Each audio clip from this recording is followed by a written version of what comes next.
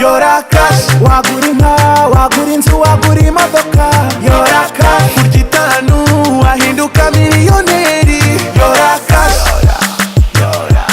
yora, hey. Yora cash, yora, hey. Uraho neza Japhet? Umeze neza? Umeze neza? Cyane rwose. Senyisa zawe urayafite, nta kibazo na kimwe ufite? Nta kibazo ufite.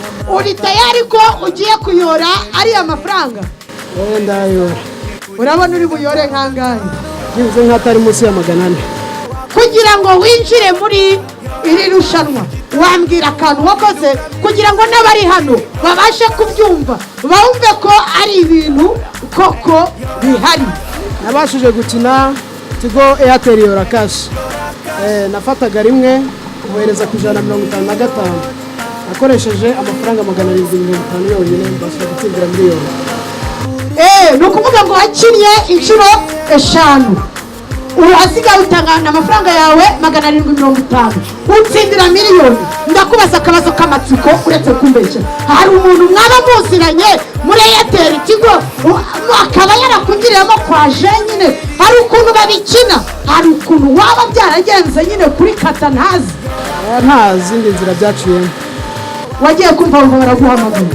Yora cash, kurya itanu wahinduka miliyoneri. Yora cash, yora, hey. Yora cash, yora, hey. Yora cash, warya isi, warya cash, wowe kome zukine.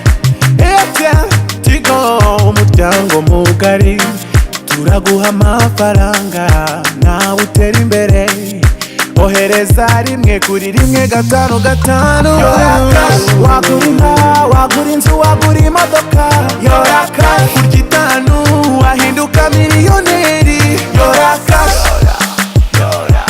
yora, hey. Yora cash, yora, hey. Yora cash ni miliyoni buri munsi.